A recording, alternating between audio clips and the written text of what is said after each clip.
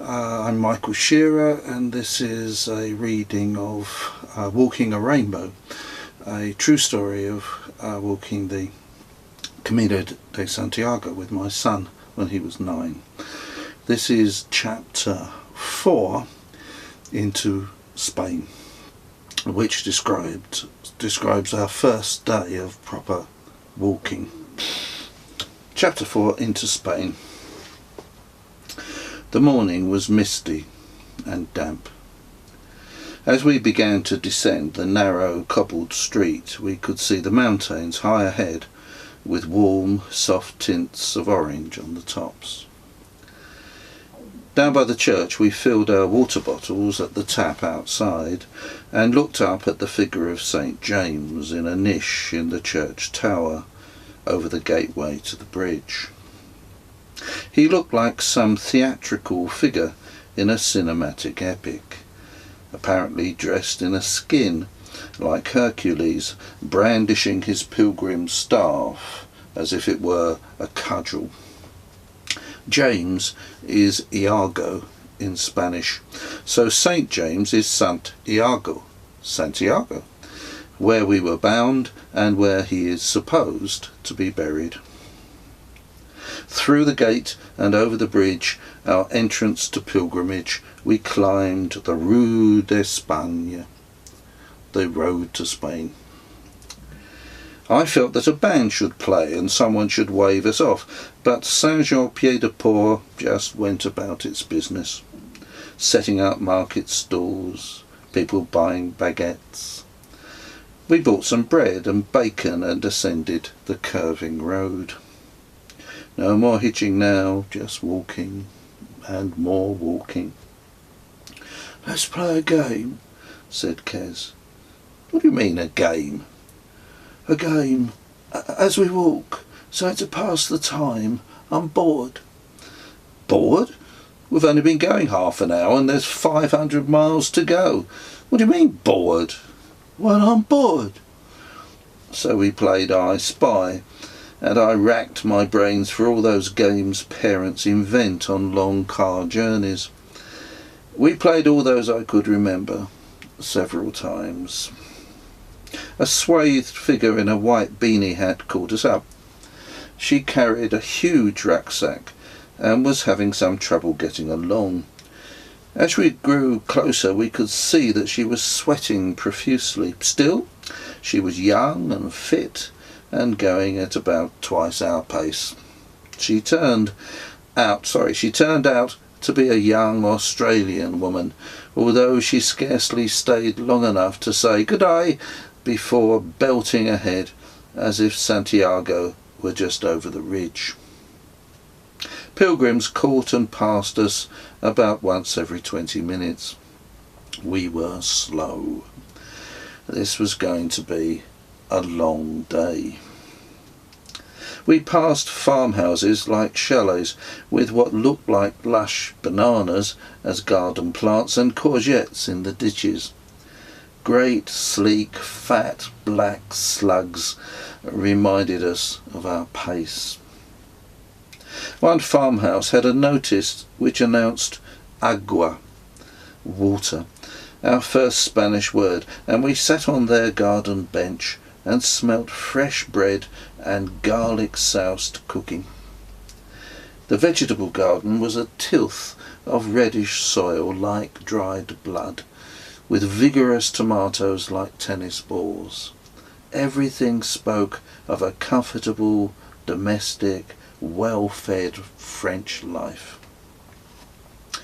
Traditionally, until recently, English culture had a deep hue of Puritanism, imbuing experience with a serious tone of fact, responsibility and self-control.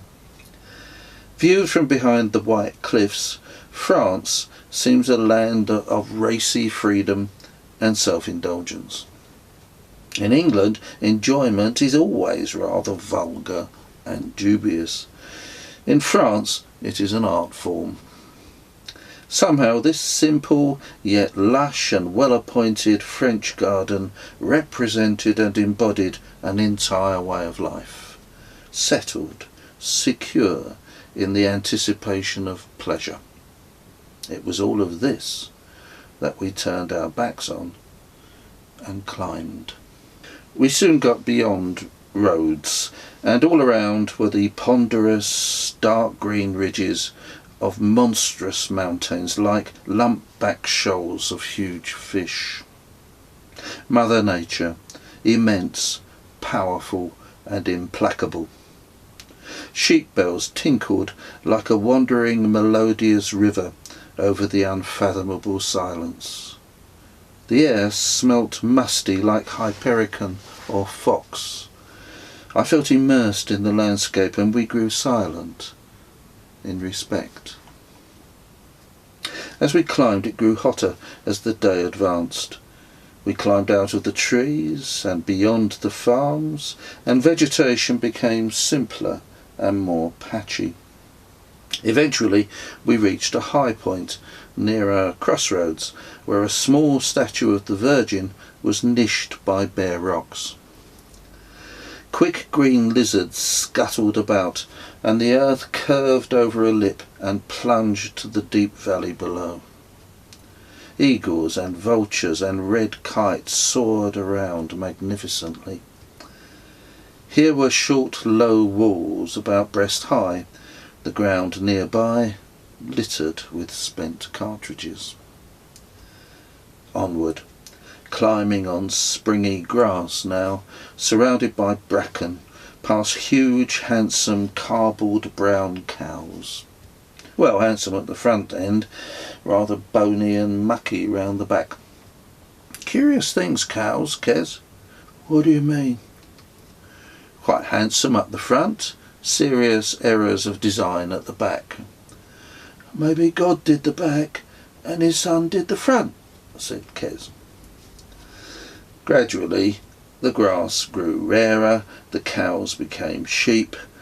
Soon there was only sparse grass under a hot sun in a vast powder blue sky. Unused to rationing, we ran out of water. The Pratt, Claudio, in the pith helmet, caught us up. He had slept late. He seemed concerned at our pace, and slowed and talked, and almost shepherded us along. He seemed proud of being an astrologer.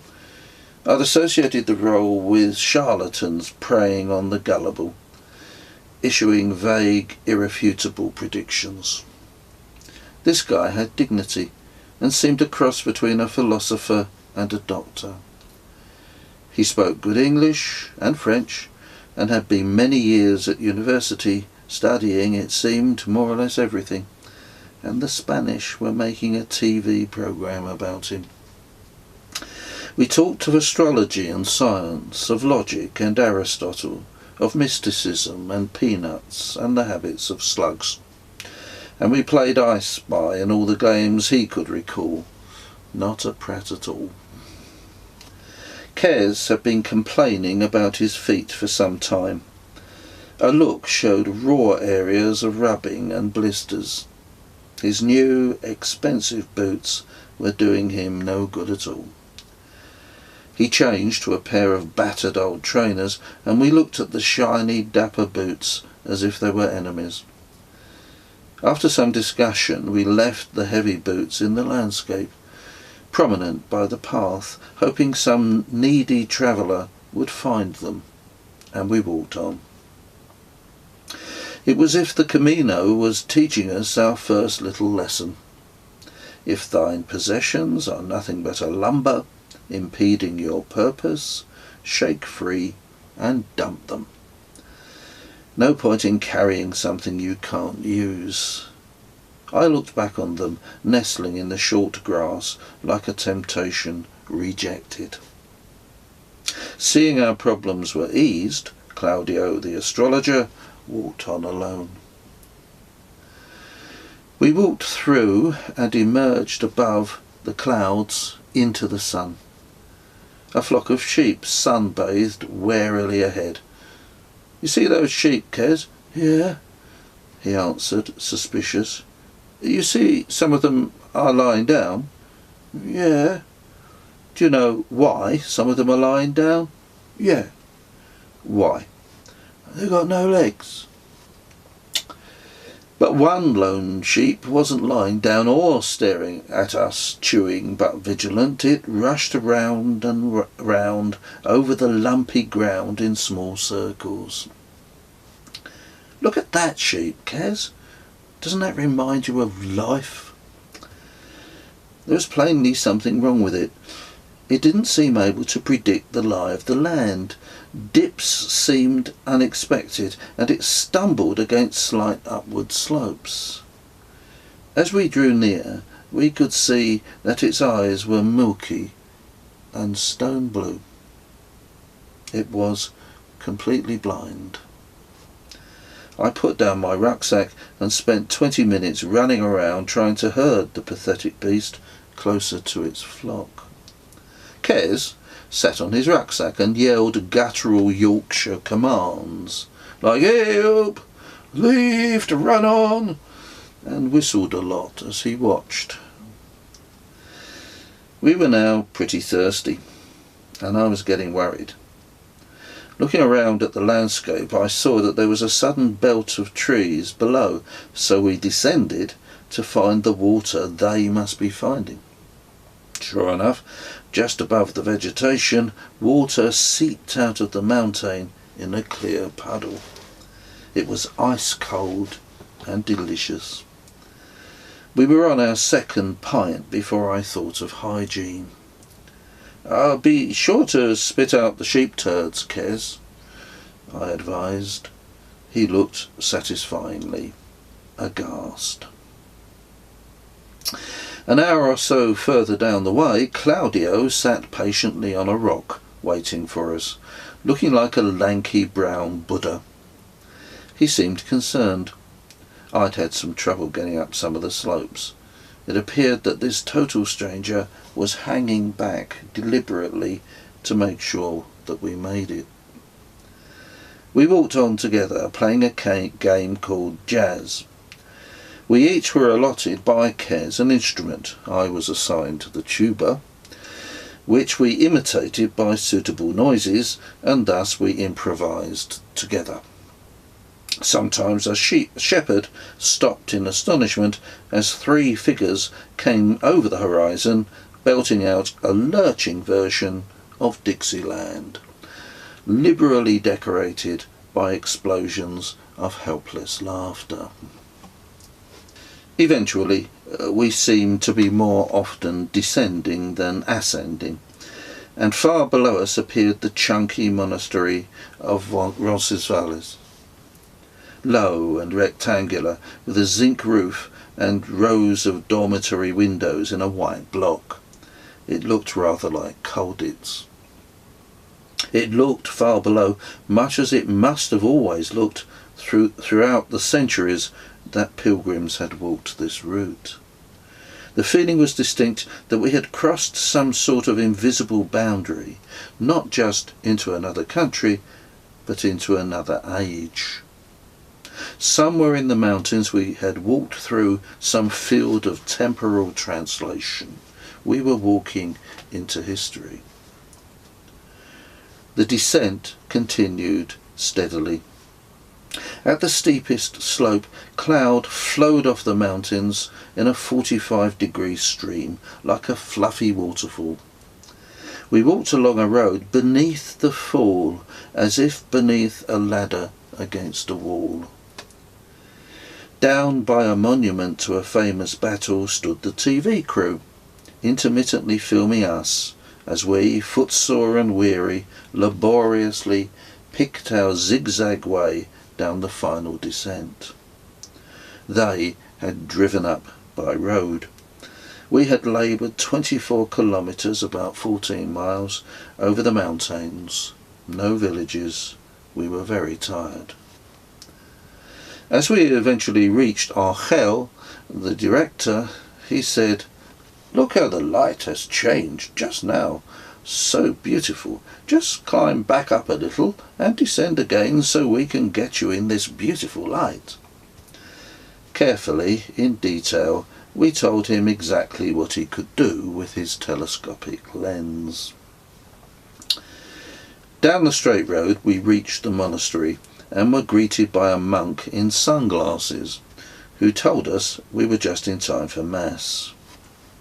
Across stone quadrangles, through lofty halls, down dark medieval passages and wide stairways, we hurried down to the church, and sat in its cool, wood-ash grey, simple interior, while the monks, in lime green and snow-white robes, went through the service. Another world, and a venerable one. The cool monk in the shades stood among them looking like a spy from the mafia. At one point most of the congregation stood up and queued in the centre of the nave. I joined the queue, and eventually the monk who had greeted us, still wearing his sunglasses, draped a scallop shell on a string around my neck, while the TV crew dollied up and down the aisles, filming. Well, for better or worse, I was an endorsed pilgrim now.